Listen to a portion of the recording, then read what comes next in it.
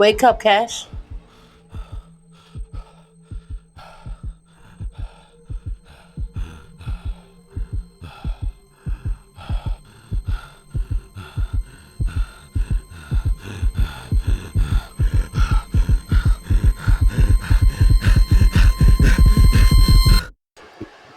Let me start off by saying this. I'm human. I'm normal. It's okay to not be okay. Well, sometimes until it gets worse. That's when your ass needs some help. Just go on and get the help you need and want because, well, believe it or not, someone out there loves you. Someone out there hears you. Someone out there wants you here. Just breathe. Take a minute. Take an hour. Take a day. Take some time. But always make sure you come back. You bring your ass back. You get back to reality. You know what's crazy? It sounds so good saying it. Like, yes, this is what I need to hear. This is what I want to hear. Until you don't. Things are, yeah. Those are some things that people want to hear sometimes. Who knows? The things I'll be talking about that I've never like, it never, it never left my thoughts. Let's just say that. So huddle around. Let me tell you a story about why I am the way I am and how I almost gave up on life. Yeah. I, I started by saying I wasn't always like this. Throughout the years, things happened, situations occurred, then I grew into this person who fights battles almost every day. It didn't get this bad until I became an adult. I am, for the first time ever, can sit here and say, yes, I struggle with depression, anxiety, to a level where it almost cost me my life. Multiple times. Yes, I said multiple times. No, I'm not out here to preach to you about God and how He is so good, but I will say this. He plays a big part, a very big part, on why I'm even here today, but I can't give Him all the credit. For one, my family, a couple friends, not too many, I can count by hand who has helped me and pray, and I pray for them all the time because I know they pray for me too. And because they picked me up when I was down, they never failed me yet. When I needed someone or something, they were there. Some might say, well, how the hell you depressed and shit and you got all this love and support? Like, you ain't got no kids to worry about. Like, you got all the free time you could do whatever you want. You grown. Well, why do the good die young? Some of the wealthiest people have some of the biggest problems as well. You claimed you did everything right and he or she still cheated, right? Exactly. I mean, I have been in multiple rooms full of people and family and friends and still feel alone. Notice I said feel and not felt. Read the room. This shit is real. This shit is real. Unless you've been in someone's shoes that go through this shit every day and through situations like this, you can't judge them. Mentally, your mind is at war with you constantly, all the time. The word no, the word rejection, failing, losing, struggling, being sick, it breaks you down into thinking, no, maybe I'm not supposed to be here. This life isn't for me. When I'm gone, they will be okay. There's so much things running through your mind. For me, the last 3 years of my life moving forward, I've been at rock bottom. I'm not even going to cap, sugarcoat, gaslight you. I got sick, and from there, I couldn't seem to pick myself up and fighting a feeling of wanting to leave this life. This life? Would you believe me if I told you that that thought lingers in my mind every day? Hmm? Man, I'm so good at failing. I tried to unalive myself multiple times and failed horribly. Yeah, I said that for the first time. Yeah. For some reason, I would not just fall asleep and not wake up. Every time I get into these dark phases, someone passes away, and I watch my family mourn loss, so I have to suck it up. Mind you, this is what I'm thinking in my head, and be there for them and try again later. Isn't that some selfish ass shit? For the past 4 years, someone else transitions, and it's not me. It's not me. It's like, why is somebody trying? Why is somebody? They're taking my spot. Like, just let me go. Do you know how hard it is to wake up every day and have to carry on with life when you don't want to? Sometimes it feels like I'm participating day by day until I get my chance to be free of this world. But is it really being free? What do you leave behind? Grieving family and friends. All I want to do is be at peace. But at what cost, though? Is it possible I could be at peace in this life? I don't bother nobody. I'll be in my own world most of the time, majority of the time. I mind my freaking business. So what the hell is the problem? I'm a giver. I like giving. I like helping. I like randomly buying shit for people I love, doing things for them. I listen when they don't even think I'm listening. And I promise you, I try my best to fulfill that need or want, even when they didn't even ask me. I live for them. I think I'm here today still because I guess I'm supposed to. Even till this day, I'm still waking up. I don't like large crowds. Like, I don't like large crowds at all. That's why I never went concerts. The thought of being in a concert or a large crowd, ugh. I watch carnivals from the sidelines. Now, back then, I will go off it. I will party hard. That's the Caribbean in me, but I can't do it no more. At events, sometimes the people and the interactions will become overwhelming. So I'll take a break and I'll step outside, or I might leave a little bit early. I might sit one out and watch everybody. Go have fun. It's not that I'm upset. I just rather chill for a bit. Go have fun. I'll be here when you get back. At gatherings, I'll joke around for a while, laugh and drink and smile.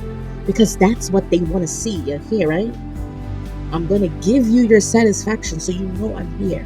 And I came and I enjoyed. Now, can I get back to my comfort zone and my space? No disrespect. No disrespect at all. I'm not trying to be rude, I promise you. Now, don't get me wrong. I love being around love and support. I'm just saying sometimes it can be overwhelming for me. I feel like I just can't explain it. I just can't. It's just too much. I like meeting new people, but at the same time, I'd rather not unless I have to. I'm willing to get to know you, of course. Of course. I will give you a chance so you can get to know me. Because sometimes I'm the shit. I'm pretty freaking cool. Ask my friends. Yeah, it's my people. I like questions up until it gets personal. Because then you might get to know too much of me. And I'm not about to let that happen. Is that a fear? Is that... I don't know.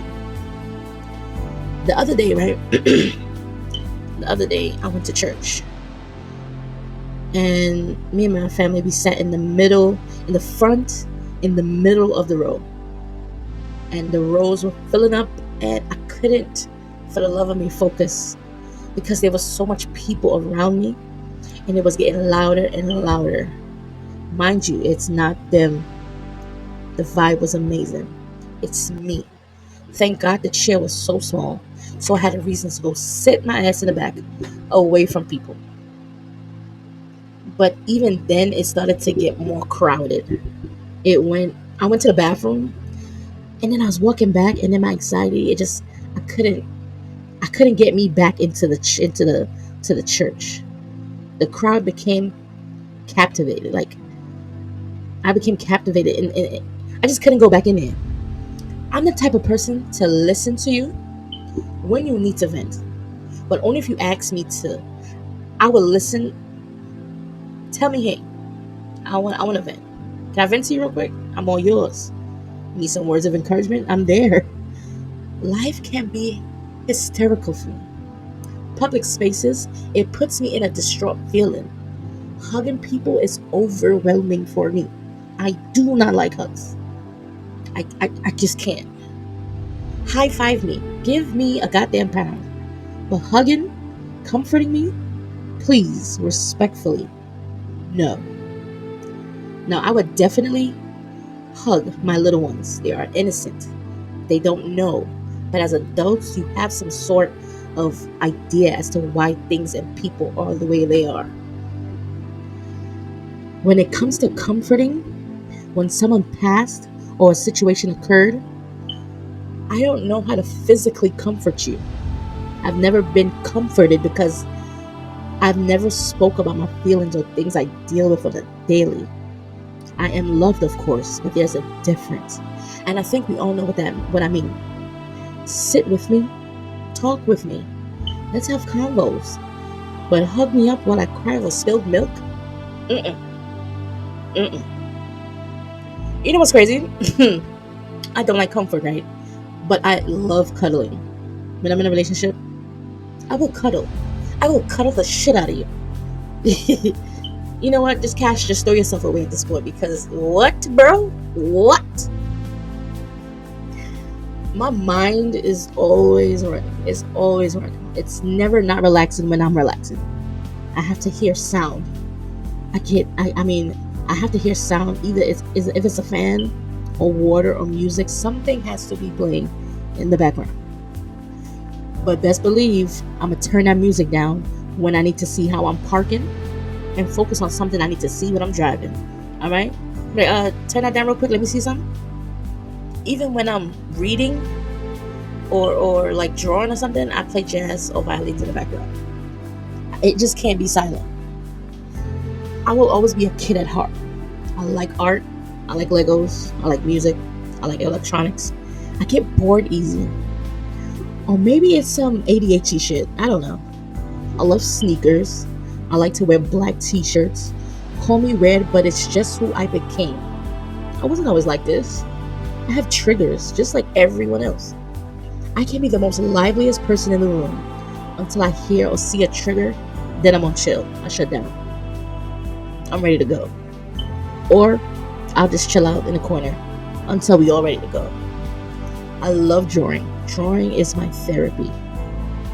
When I'm exhausted from life or people or doing stuff, in the nighttime, I get my pen, my pencil, my color pencils, my paper, put my music on, and I draw. My mind gets too loud. I draw, my depression gets too deep. I like playing video games. I like playing video games with my brother. I love driving. The concerts that I be having in my car when I'm driving, oh, you can't tell me nothing. My concerts are sold out all the time.